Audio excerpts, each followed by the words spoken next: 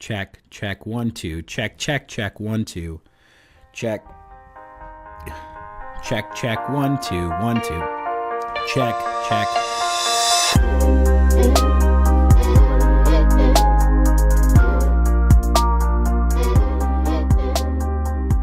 Welcome to the Fringe Youth Worker Podcast with TJ and Sonny. Hello and welcome to the Fringe Youth Worker Podcast. My name is TJ McConaughey, and I am joined, as always, by my co-host and best friend, Sonny Saltalamacchia. Sonny, what's real? That's real, TJ. No. That's real. Oh, my That gosh. happened this week. 63%. Oh, my goodness, dude. And the vote stayed there. It did not go down. It's only going to go up, bro.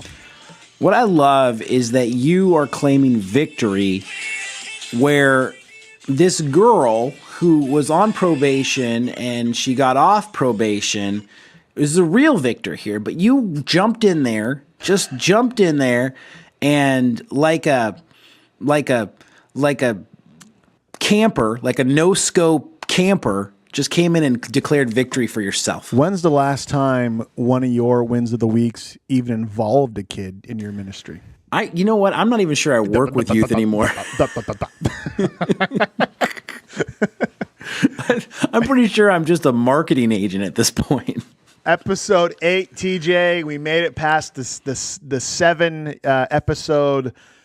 I don't know what you want to call it. The mark, if you will. This is good news. We're on our way to double digits, then triple digits, hopefully double-digit listeners, and then triple-digit listeners down the road. And, man, we're getting some excellent feedback. Andrew Cruz, great guy. Julie Lemons popping in the chat there and stuff like that. So I'm loving the interaction. Paul Craven, I think, is another guy. Annie, I think her name's Annie Owens. Just a lot of people online showing us love and stuff and sharing stories as well of their experiences. And so, AKA, man, it's starting to be fun. The randos out there giving us some love. But now they have names. Now the randos have names. I know, awesome. it's kind of crazy. The randos have names, which we should declare them not randos. However, No, because they're not randos. that's the name of our fan base is the randos. Only until we know their name. Once we know their name, they're not randos no more. Okay, well, all right. Well, thank you guys for joining the conversation on Facebook and Instagram. We really appreciate it. Some of you guys have it's not just that you've started commenting on some of the posts that we put on there, but you've actually sent us personal messages and talking about how this podcast has meant something to you. Truthfully, that is why we do this. That's why we got into this business, which isn't really a business because we don't make any money. But we are so happy this is meaning something to you. And so we'll keep doing it so long as it is helpful to you. Yeah, man, good stuff. And Andrew sent us a message earlier this week, just in a real effort to support the show and stuff. So just want to single him out and say thank you very much for the message, and we will definitely be hitting you up if that's the case. So yeah. TJ, what are we doing this week on episode Snowman? Episode Snowman, I dig that. Yeah, we got 3 segments, 3 clean. I think these segments are so clean, Sonny. I think we found a rhythm here. First thing we're always going to go to is win of the week. Win of the week is where Sonny and I compete to see who's winning harder in life. And currently, we are deadlocked. We are deadlocked at 2 wins to 2 wins at this point. Did you know what one of my wins was, TJ? Sonny, we both have had some big wins. We don't need to go back to the past, and we're going to get to that segment. After win of the week, we have Tales from the Fringe. Tales from the Fringe. We need to get like the Crypt Keeper like laughing on that when we do the Tales from the Fringe, except for that's probably copyrighted, so we should just have one of our kids stay up really late and then give him sugar and then record him saying it, because it'll basically be like that. Yeah, like the Crypt Keeper. So then we're going to move into Tales from the Fringe. Tales from the Fringe is just when me and Sonny get to the basic art of storytelling. The stories that we tell are true. Sometimes they involve each other. Sometimes they don't involve each other. However, it is always going to involve a student or a person on the fringe of society. Sometimes it's funny. Sometimes it's heartwarming. Sometimes it's heartbreaking. And then the last place we go is question of the week. I come up with a question beforehand, and then I have Sonny answer it on the fly, and then I come in and answer it with a little bit of preparation because I do not have that much confidence. And that is how we conclude our show. So, Sonny, enough with this chatter. Let's get to the show. To the show.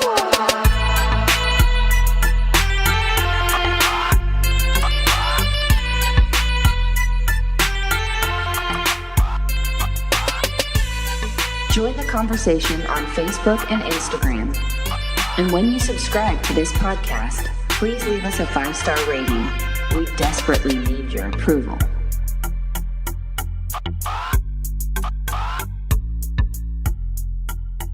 Win of the week, TJ. Win of the week.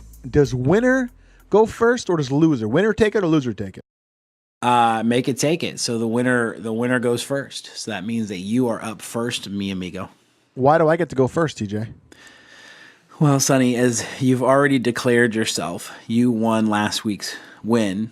And I'm proud of you because it's obviously something you needed in your life this week. We can all use a little encouragement from time to time. Yeah, I mean, as much as you call me off the show and you're about ready to jump off some ledge, metaphorically, of course, and I have to kind of hold your hand and sort of caress you back into existence, I know that what other people who listen to this podcast might not know, and it's that you need a lot of victories. I need the win of the week like you needed to beat me in Foursquare that one year at camp where we had to have Katie Zwicker break us up from the competitive craziness that was about to be shown in front of all the kids. All right, win of the week. Man, TJ, that was fun. If you don't win this week, I will be thoroughly unimpressed with you for the rest of my life. Okay. My win of the week this week is very boring and very basic, but yet it's kind of essential to all the work that we all do. And I organized my office. I swear, dude. I've been going to the gym every morning for the Youth Pastor Diet. I get to work about 6:30 a.m. because I hit the gym about 5, and I'm getting like so much done. Like every interaction I have with a kid or a student, I have to do a note on, so all my notes are caught up. And then I'm just like, all right, I'm just gonna get things organized, So like I have this one folder where all the meetings I go to, everything just gets thrown in there. And I go to like, computer tech meetings and clinical supervisor meetings and leadership meetings, and I have my own clinical staffings that I have to lead and stuff like that. And all the paper just gets thrown in this one file. So today, I separated it all out. I had like finance meetings, all these different meetings, right? I separated them all out, put them all in manila envelopes and stuff, or manila folders, and labeled them and put them in my drawer. And then I found myself like throughout the day opening the drawer just to look at it so I could admire how organized it was. And I was like, ooh, this looks nice. I can't wait to go to a meeting and get a paper and I can open it up and put it in there and stuff, Oh my gosh. And then I just cleaned off my desk and just made it all nice. And like, I don't know, I've always been like, I don't really care about that kind of stuff. I don't care about aesthetics too much. I like it. I just don't like taking the time to do it. But man, I felt so organized and I felt so like on top of things, and I think it helped me have a better sense of being able to take care of the kids that came in today and stuff like that, because I was on top of things. I wasn't like catching up. When they walked in the door, I wasn't like annoyed that they walked in the door because I had so many other things to do. I felt like because my desk space and my stuff was in order, I was really able to better serve the kids that came in the door. So, it is a kind of a lame win of the week, but it's an important win of the week, I think, because it helps me love on kids and meet their needs and really meet them where they're at instead of thinking about all the stuff I have to do in the back of my head. Mm-hmm. And I wonder how many other, youth workers struggle with this, because it is a busy job. It's a very busy job. And, like the shirt you're wearing says, I lost my receipts. Like there's literally a shirt for the disorganization that youth pastors and youth workers actually carry with them. Yeah. And I know you only stay afloat because of your wife. And so yeah, I mean, I felt accomplished, and it was cool, and I hope I can keep it going. Yes, that is awesome. I spent a little bit of time organizing this week. I organized my truck. Britt and I spent a late night last week organizing the youth center at our church, and it is just so nice to walk into a clean place, a clean space. Yeah. And especially if you got kind of like the feast and famine organization skills, like me and you are both kind of like this in the same way, is like we like things to be neat and clean, but we can also get pretty dirty, pretty unorganized, pretty dang quick. And and unfortunately, like if you're like me, I actually don't know if you're like me on this way, but there'll be seasons in my life where I'll be so clean and so organized and everything goes right into its right place, and then something throws me off and I go into just a crazy mess for another season. Yeah. And it kind of like it's that feast and famine kind of situation where I'm either super organized or you're super OCD, or you're not OCD at all. Yeah. All of a sudden there's like I'm feeding stray cats in the neighborhood, I go from OCD to hoarder pretty dang quick. And so yeah, I know that feeling, and I know the feeling of, man, it's clean, it's nice. Why do you think that's common among youth workers? I mean, you're literally wearing a shirt. For those of you who don't know, it says "I lost my receipts, but not my salvation," and it's sold by DYM. Yeah. And if you're a youth pastor right now, you get that. You get having to keep track of your receipts. Is it because a lot of youth workers are young and they're not used to kind of keeping track of things, or why is disorganization maybe a common theme? I unfortunately think that the personality that is good at youth work is somewhat of an unorganized personality. And I hate to say that because that isolates some people out there. There's some people watching the show who, always have their files in the right place and always. What do you mean? My personality sucks? Yeah. Well, and I think that's because kids are messy. Like, not just in the way that they're disorganized, but their lives and the way in which they handle themselves and the way in which they go in and out of relationships and their youth group attendance and their spirituality. It really is that kind of messy thing. And I just don't think people who like things so neat and cannot exist when things are not in their proper place last very long in youth work, because that's just the opposite of what students are, especially the type of students that me and you have found our rhythm with, those fringe students. And so I think that what makes you qualified for youth work oftentimes makes you really bad at turning in receipts. And so, but there are the guys out there who do both really well. They do both really well, but I think they're in the minority. I think that for most part, us guys are kind of exist in this place of disorganization, and that's what makes us comfortable around messy teenagers. Is this Tales from the Fringe now, or no? Whoa! Sorry, my bad, bro. My bad. Whoa. Okay, TJ, go ahead. What's your win of the week, bro? You're always winning so hard at life that you forget that there's other people out there on the fringe of youth work that might be winning as well. So I have one that I love, and it's wholesome, it's good, it exists right where my heart exists. We had a student who I've had the pleasure of meeting with a couple different times, and unfortunately I've met with her in a hard place in her life. Some things just not going right, and drama at home, drama with her relationships, and I mean, even to the point where this girl she's not even living at home. She's living with a family in the church. And as I've been meeting with her, I've been making a point, because I know that she doesn't know God. She's curious about God. She's curious about the whole Christianity and Jesus thing. But I know for a fact that she just doesn't know God. So I always have this assumption that you can fix some of your problems, but there's one thing at the center of each and every person, is that we need God. That we need to have this relationship with God, and that is the thing that drives us to fix the big problems in life, the big problems. And good job, Sonny. And so, one of the things I've been constantly kind of hammering home is that I think she needs to know God. I think she needs to admit that there is a God and that God loves her and that she needs God.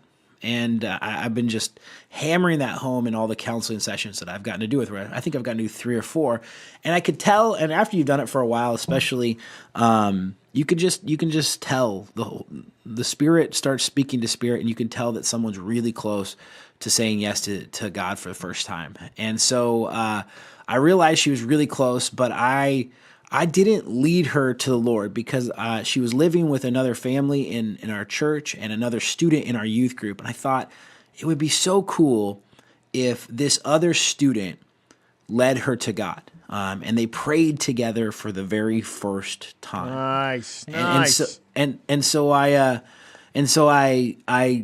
concluded our session. I prayed for our session, and then after our session, I just kind of gave a little tip to the family. I said she is so close to saying yes to God, and I think if you guys just had one conversation with her, she would pray with you guys. And so they went home, and later that night, I got a text message, and it was a text message. And it was beautiful. It was a picture of this girl with every member of the family she was living with. And they're all surrounding her, and they all have huge smiles on their faces. And they just said, TJ, we want to let you know that we are celebrating this girl's, I'm not going to say her name because I don't want to put it out there for the world, but we're celebrating her rebirthday today. And so one of my students led her to the Lord in her house, and the whole family came around her. And it was a very special, awesome moment. And when I got that text message, man, it just made me cry. It was special. It's one of those, it's why you do it, man. Right there, right in the middle of it. Girl's life's in chaos. You know that she needs God.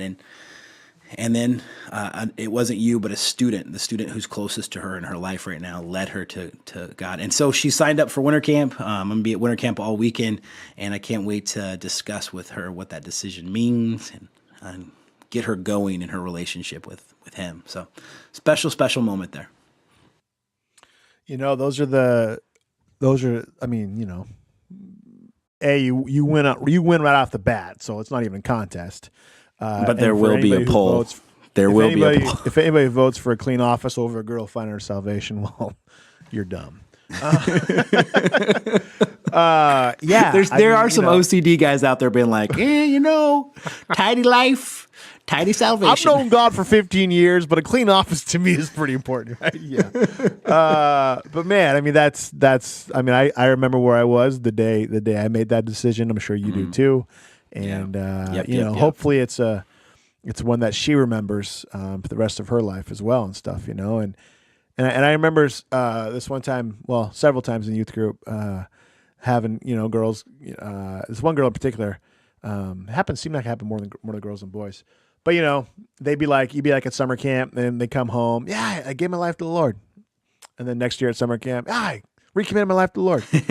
Next year at winter camp, I gave my life back to the Lord. It's over and over again. So it's a journey, it's a process, and it's not like I once heard sanctified described as there's like three parts of sanctification. There's what Christ already did, and then our accepting it, and then being sanctified in the process, and then once we die and go to heaven, the final sanctification process. And so that's cool that like her journey has started, and a journey of love and support and grace and forgiveness, and just living bigger than herself, and that's one of the reasons bigger than herself. I didn't really talk about it in the story, but I think it's one of the things that's been really killing it for me is just to sort of avoid that confusion of every time we offer salvation, the same 5 kids are raising their hands just in case, right? Just in case.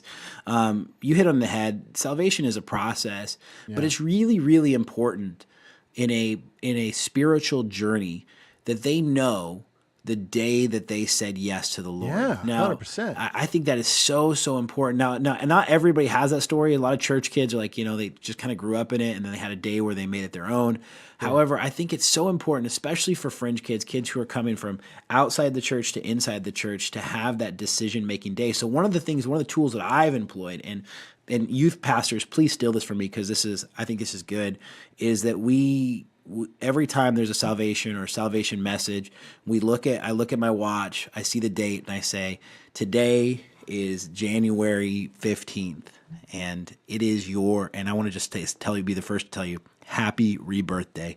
Write that down in your Bible. Write that down in a note, because this is the day that you were born again. This is the day when you started that journey on that thing. And so I had already explained that to the girl, and that's why she sent me the picture with the thing of saying it was her rebirth day. But I think that's a special thing. I think that kind of avoids some of that confusion on the kids who have to raise their hand 12 times. Nope. God started his work. He's going to continue his work, and like you said, on the final days, he's gonna finalize that work. So there will be a poll. Again, if you vote for a clean office over a girl's salvation, you will be demoted to a rando. I think that our listeners are just going to vote for you in spite, just because they're like, yeah, you can't tell me what to do, Sonny. So that was part of my motivation to say it.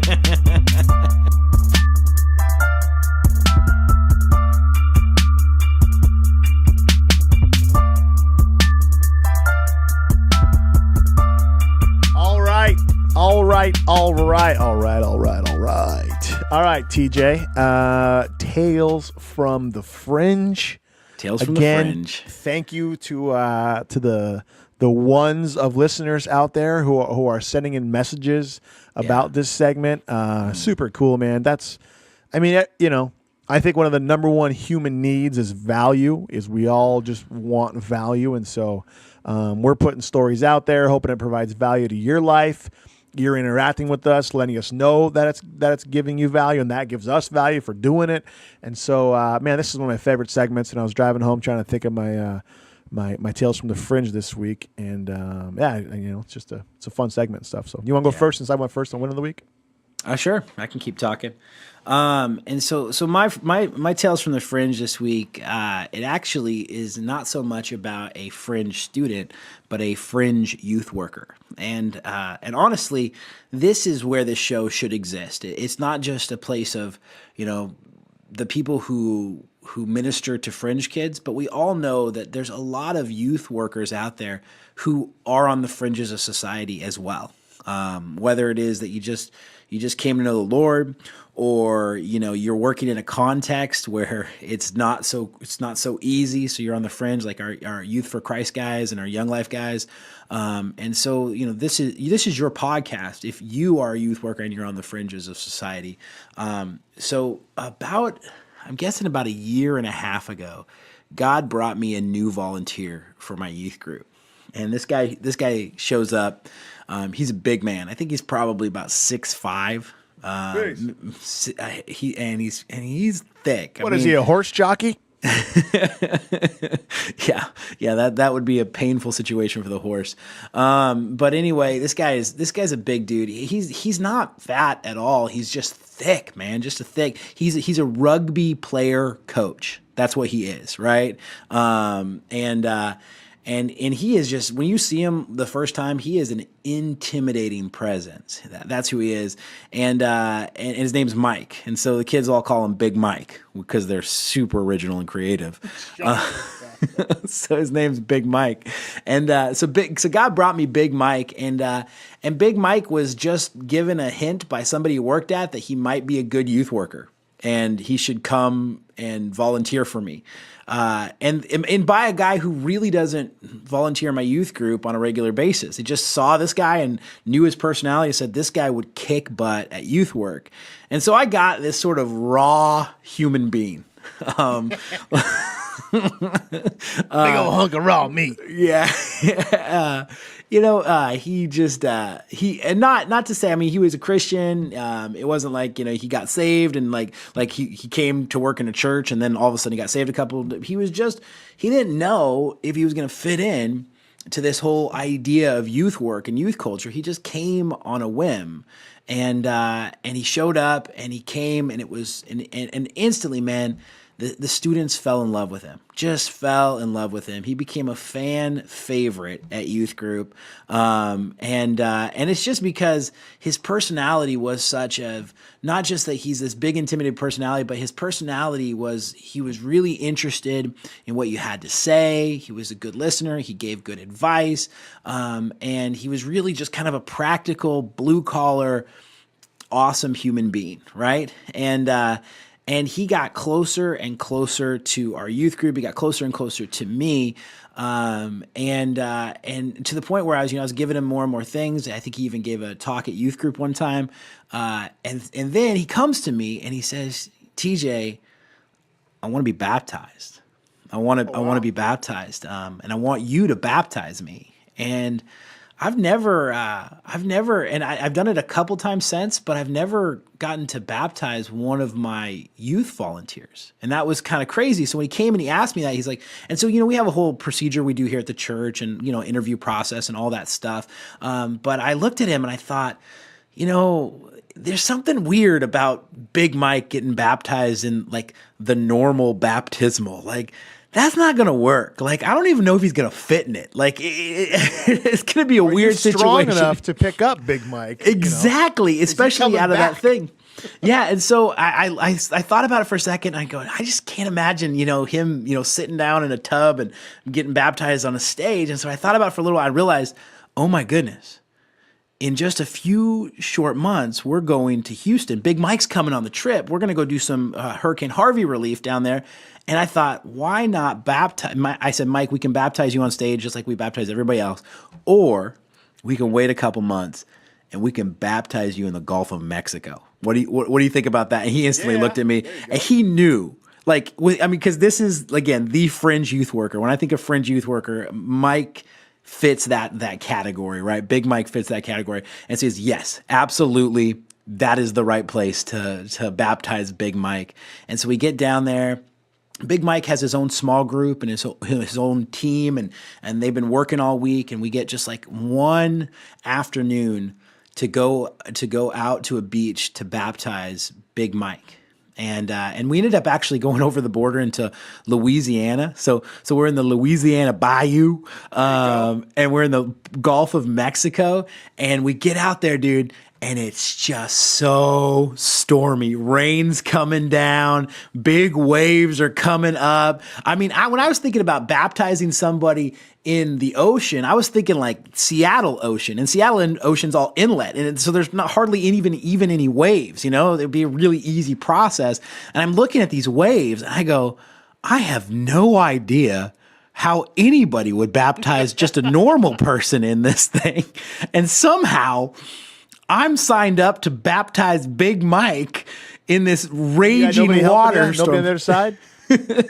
No one helping me. None of that stuff. I probably should have had somebody helping me. But it was crazy, man. It was just, but you know what? In the end, it was the perfect scene. Yeah. For baptizing a Fringe Youth Worker. The sky was gray and cloudy. But then, man, we got out there, we got in the water, and this beautiful picture started happening. I had his small group of boys come around him and circle up and lay their hands on their small group leader. And they prayed these beautiful prayers, and they thanked God for bringing them Big Mike. And they were crying, and we were just all out there. And then when it was time, me and Big Mike walked out there together.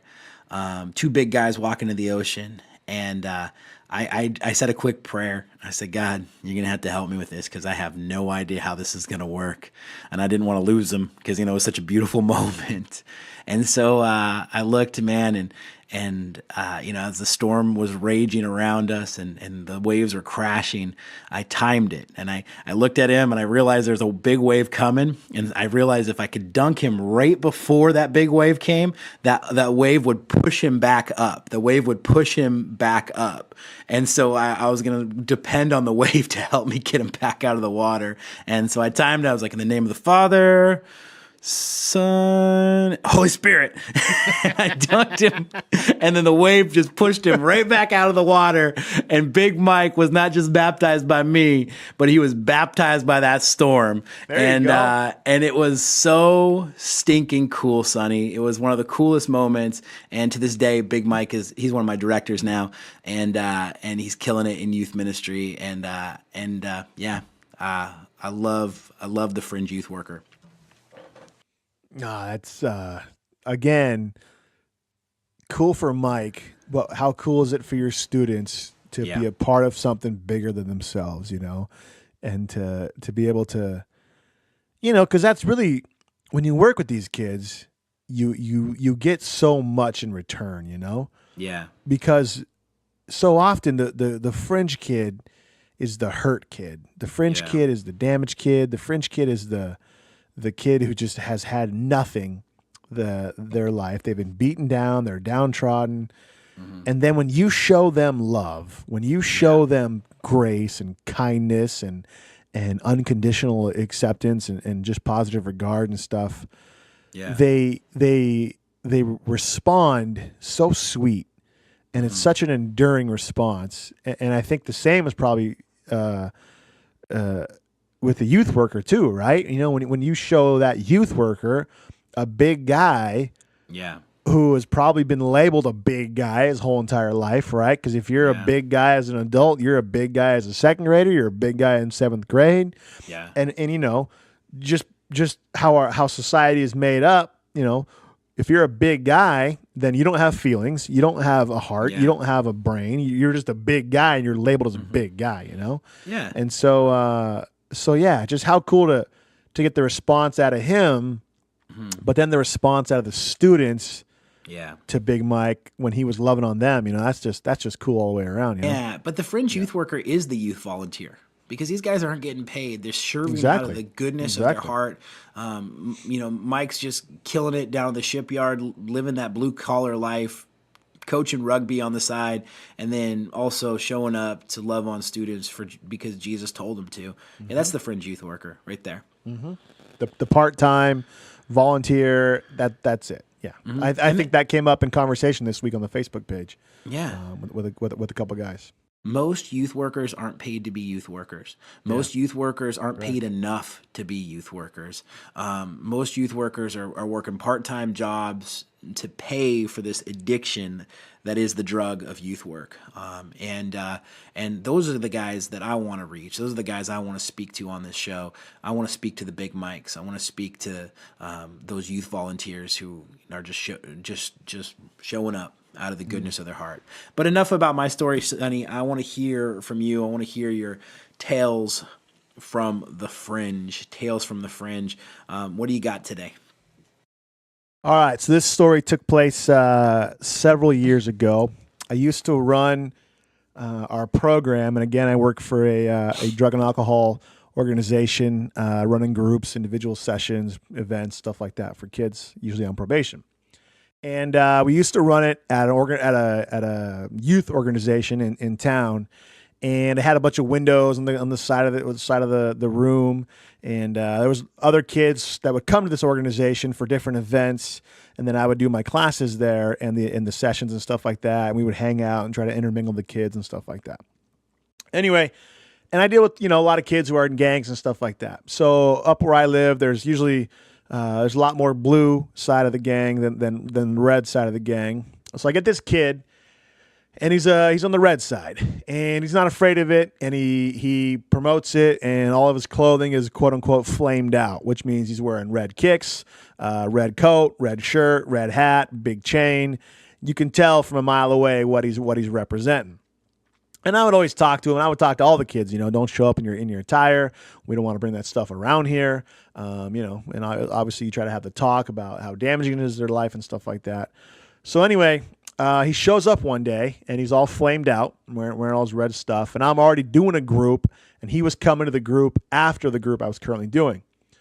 So I'm in the room, I'm doing the group, and all of a sudden I start seeing a lot of the kids outside of my group room. They're all kind of congregating, and they're looking across the street. And, this is like red flag 101, right? So I'm kind of like doing the group. I'm kind of looking outside going, what the heck's going on over there?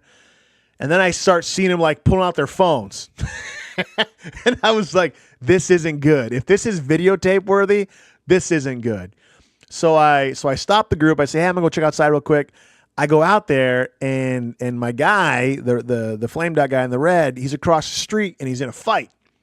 And so I, natural instincts kick in. I race across the street, and he was fighting 3 other guys. And, I kind of get over there, and, you've broken up fights in your life, so, it's not that big of a deal. So I get over there and kind of break up the fight, and the other kids kind of scatter as I'm running up to the guy, and he's on the ground on his knee. And he stands up and he turns around, and his head is full of blood.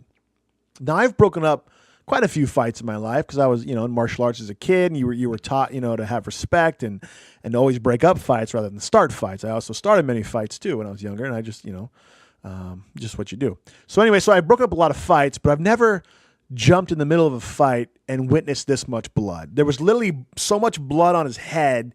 It was like matting down his hair, and it was dripping off of like both ears. It was a big old, like just large river of blood coming down the front of his face.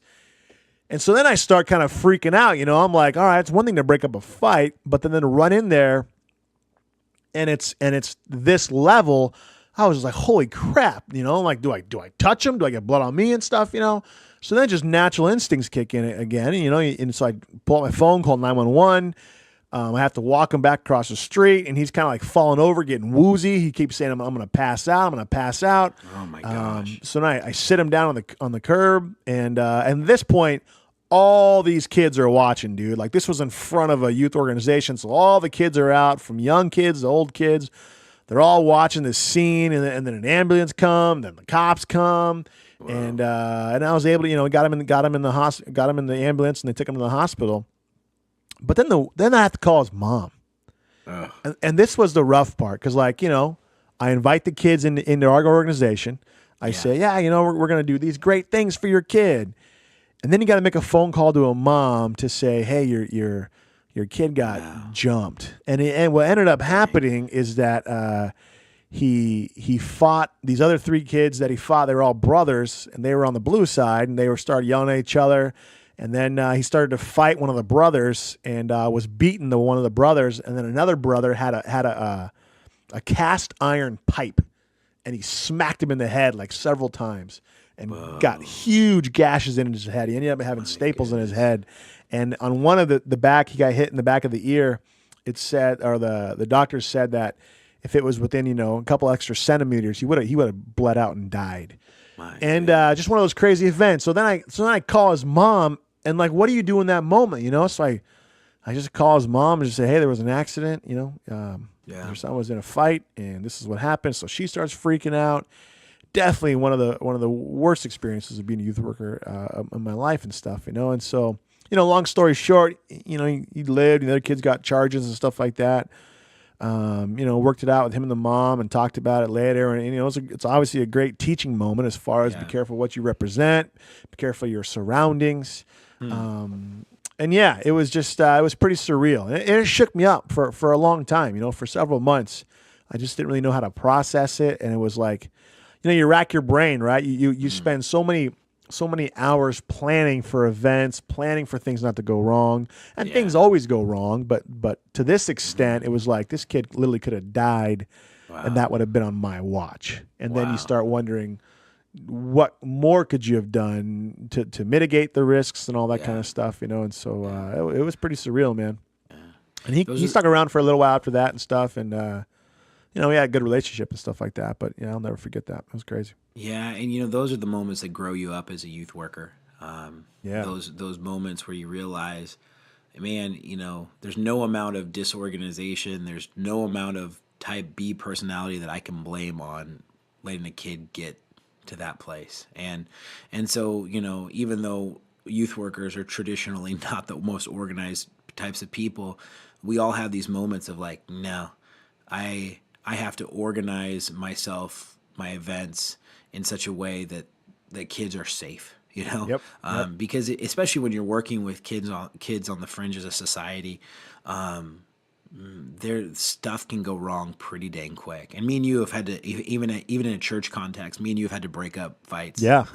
And grab you grab one kid and I grab the other one, and then have those kids hug it out at the end. Let's go walk around the building.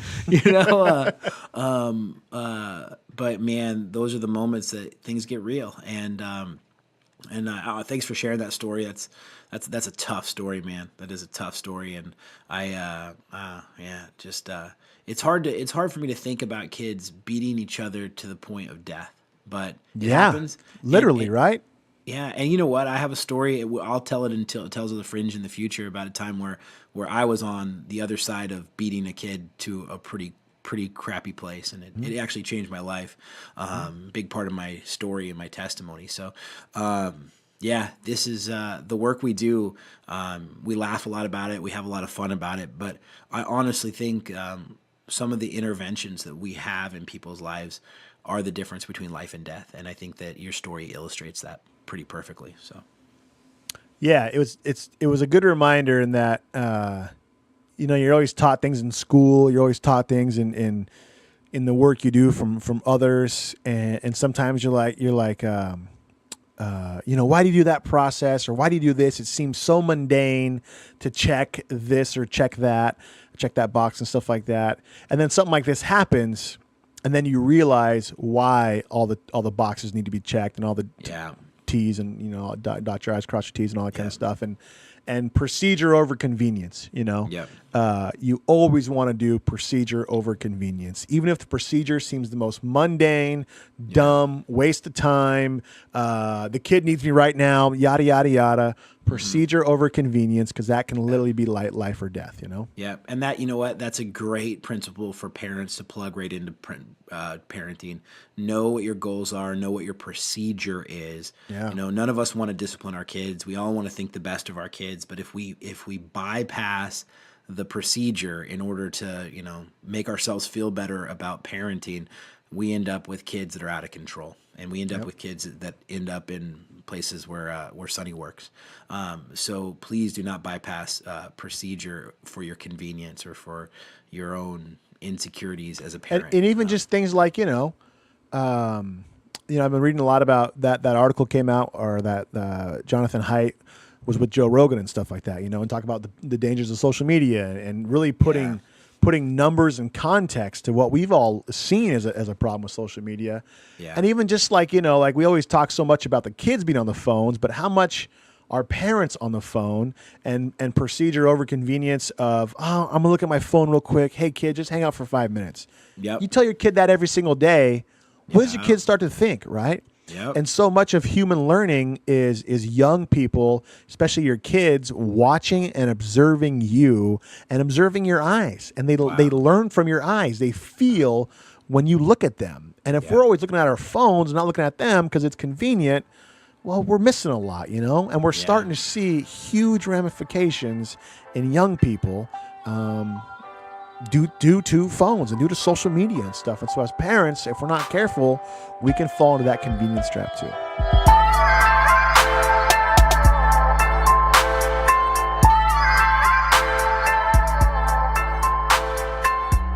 I can't believe you're still listening to the Fringe Youth Worker Podcast.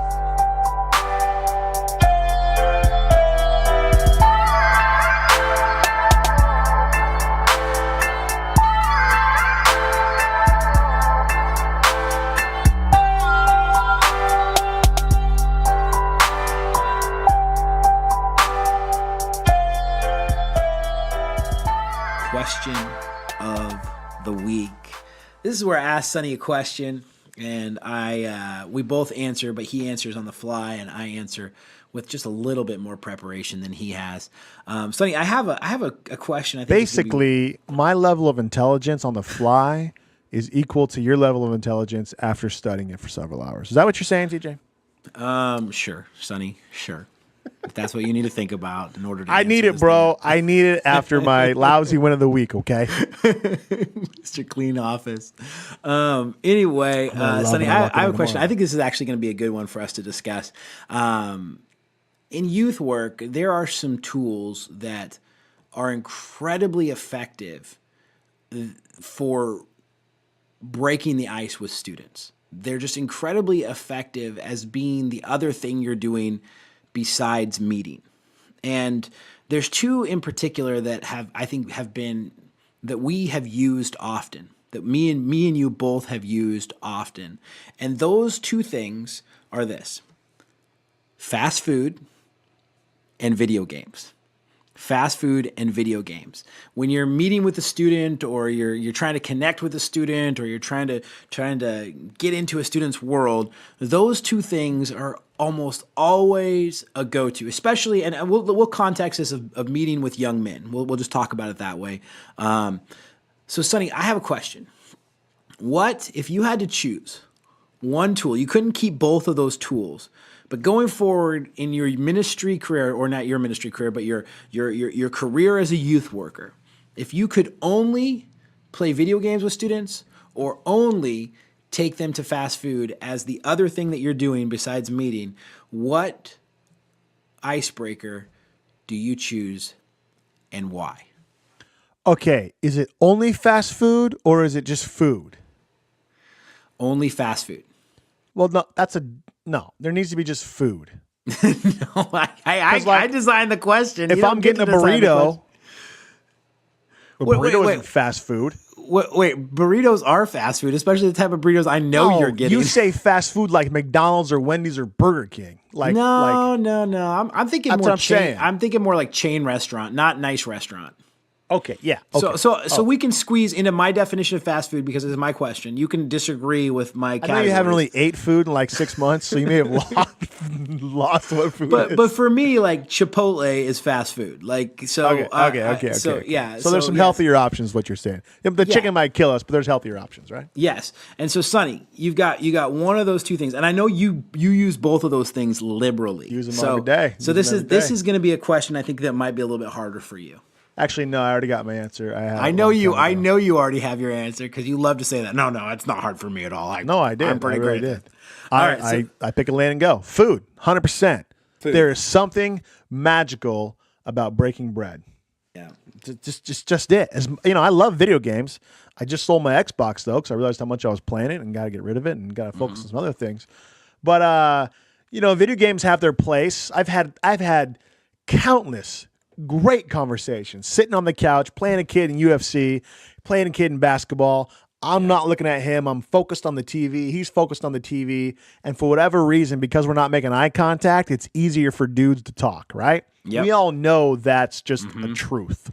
However, you can achieve the same thing driving in your car, or driving in the work truck or work vehicle, going to get something to eat and just driving around listening to music. You can achieve the same thing. But there's also something super. I did it today. I went to the Korean place across the street, Bimbap, and had teriyaki chicken with the kid.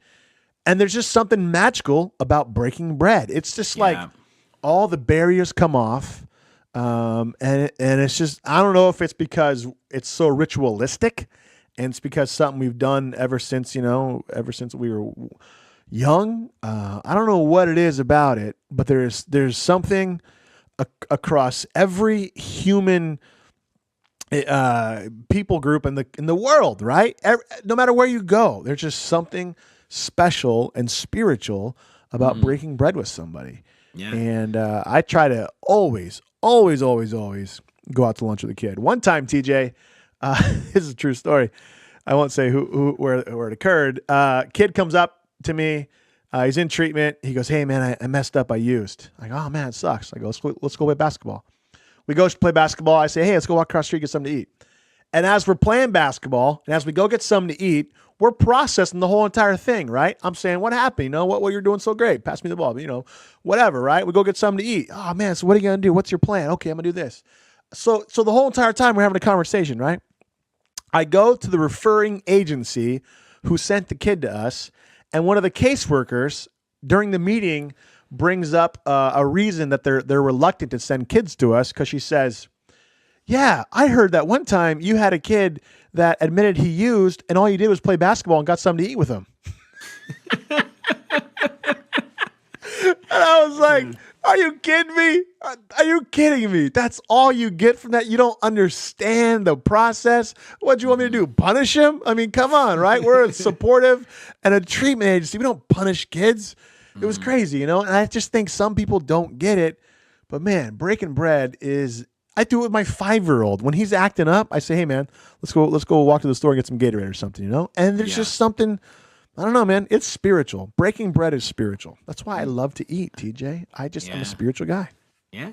I mean, you know, the Last Supper was a meal. I mean, we all celebrate it by the little cracker and fruit juice on Sunday mornings, but, you know, that was a meal. That was going to be what sustained them for the next hours, which we were going to prove to be some of the toughest hours of the disciples' lives. And so when they broke bread, it was the beginning of something really, really incredible, really, really trying, and awesome.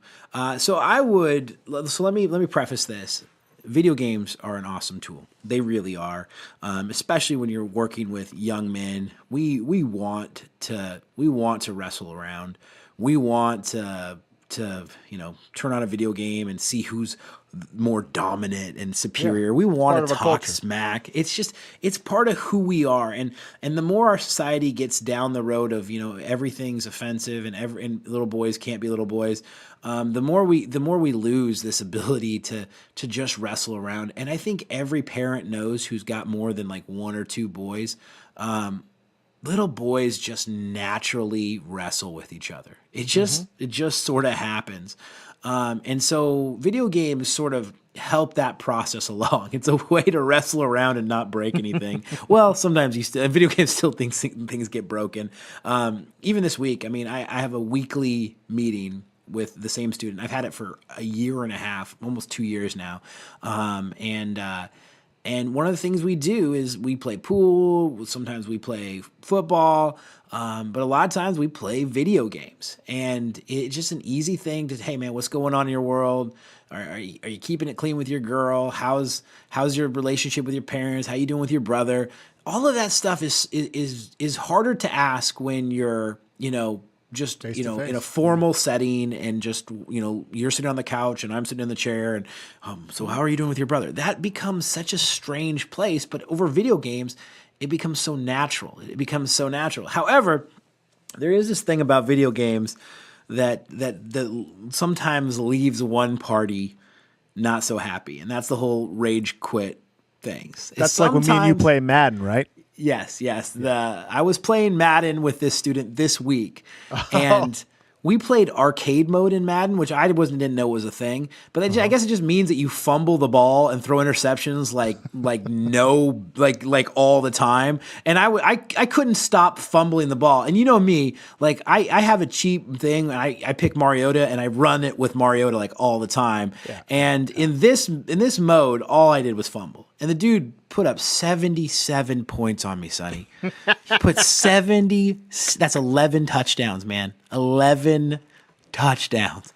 And at the end, I was done with the meeting. I was like praying to God that I'd be able to hold it together, but I was so mad. I was so mad. And, you know, I have 12 years of experience. I got a couple degrees behind my name. I should be able to handle myself in this situation. Nope. And there's something primal coming out. And I just want to, I'm just mad and I'm blaming it on the game or blaming it on some setting or doing something else. And unfortunately, a lot of times video games has that ending. Unfortunately, you know, there's always a winner and there's always losers. So that takes me to my choice.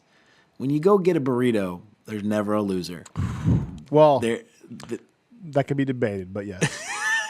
I guess you're both losers if you want to interpret it as the youth pastor diet. But when you go and break bread together, it's both people leave happy and filled and ready to be sustained for the next few hours with the food that they just got. And yeah, man, there's just this thing. I mean, even this week, I went out to dinner with a couple of my youth leaders. It was actually last night, and one of the youth leaders, I was remembering that story you told on a previous episode about the youth worker who saw that you were hungry. Saw past that and was like, I'm going to buy you food. And for some reason, we're all sitting down at Denny's and he doesn't order. And it's like, and I bypassed the whole conversation because of what we talked about on the show. I just said, are you hungry? Because I'm going to buy you food if you're hungry. Yeah. And he goes, yeah, I'm a little hungry. I'm like, well, then order something because I'm buying you food. And, we all broke bread together and it was a fun night and it was good and it was awesome. But again, man, there's something magical. There's something spiritual about just that idea of being together and eating. And there's something really magical about buying the food for people to eat. Yeah. We got a text message that was really funny today, actually, from Julie Lemon, who we're going to shout out right now. Julie Lemon is actually probably one of the most responsible people in the world for this podcast because she knew you and she knew me independent of each other. I'm guessing, gosh, this must have been 9 years ago. Yeah, 10 years ago. And she told us both independently, I know someone who you're going to be best friends with. And me and you are both like, no, you don't get to choose that about us. I just got married. I don't need a best friend. I'm good. Hey, this is, no, I'm good, and nobody is as cool as me. Okay, Julie, thanks for trying. Thanks for trying. And Julie was one of the moms of one of our students. And she knew just that me and you were incredibly compatible. And so we got this text message from her about how she just got on to listening to the show. And she's so excited to hear our voices again. But she's super offended by the first episode of our obesity talk because her favorite thing in life to do, and we both can attest to this because she was also the camp cook at pretty much all of our camps, is she likes to feed people. Yeah. And I think that's one of the reasons also Julie has a special place in our hearts because that woman has fed us so much food. So much food. She did Camp Respawn first year, man. And so much good food. I mean she cooks like soul food, like the stuff. The problem isn't her cooking. The problem is we don't do anything after her cooking or before her cooking. It's not so much that the cook and that's the problem, America as a whole. It's like eating is healthy. It's just what we eat and what we don't do prior to eating and after eating, Yeah, well, at camp, we do something after eating the meal. We go and eat some more Captain Crunch. Captain Crunch berries. Then it takes a year for the top of our roof, or top of our mouths to recover from that stuff. So my answer to that question, the question of the week is, the fast food would always be the winner, even though both of those are incredibly useful tools. And special shout out to Julie Lemon. Thanks for being awesome, for connecting us. TJ, I was thinking, dopamine is the chemical in your brain that's responsible for pleasure. And it's like it's the body's natural way of rewarding itself. Yeah. And they say it's inside of us for three purposes. It's to reward us for water. So when we drink water, dopamine is doled out. When we eat, dopamine is doled out. And when we procreate, dopamine is doled out. And for those of you who have procreated, you know what I'm talking about. And so the reason though is because all three of those are responsible for human survival. Right?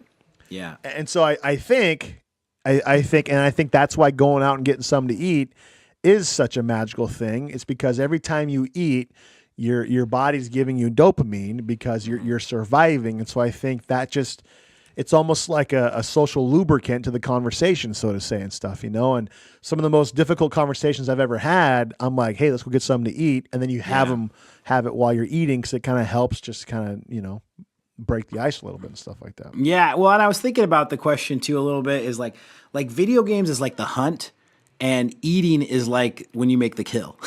Yeah. Like a long time ago, before video games and fast food were a thing, these were incredibly connected things. Like they were one and the same thing. You know, if you were going to raise a young human being, you were going to take them out for a hunt and a kill, and it was going to be one of the most significant things you did every day with them. So yes, in our society, those are two different things. But yes, I think that either way, even if you back up thousands of years, I think still eating is going to be the winner. And the best thing to do is Sonny, we got to make a correction here.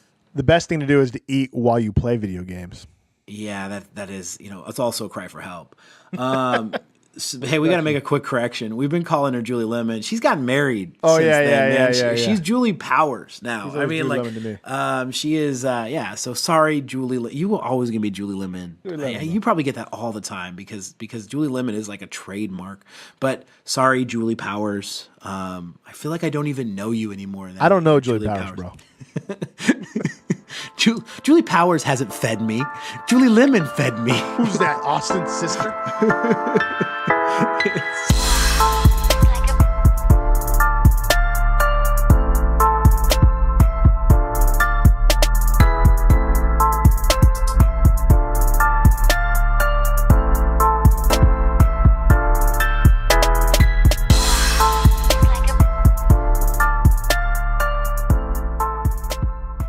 That brings us to the conclusion of our show. We really appreciate you guys chiming in on the Facebook page and Instagram and sending those DMs our way.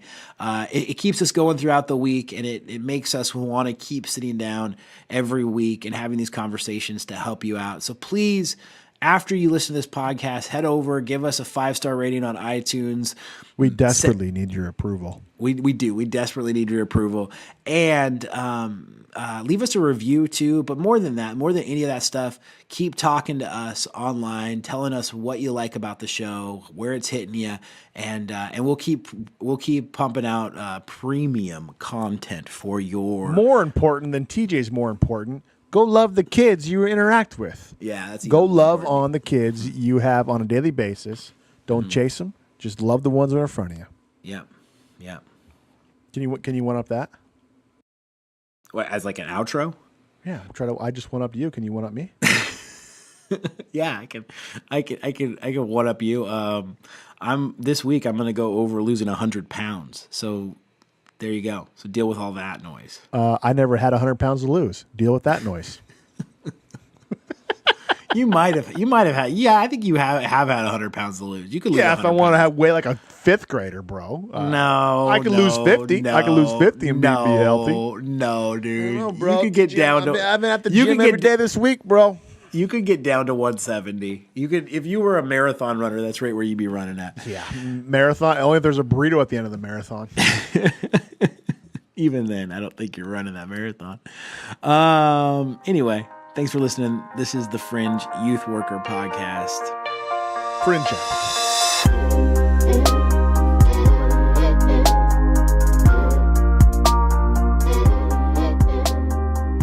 You've earned your gold star. Thank you for listening to the Fringe Youth Worker Podcast.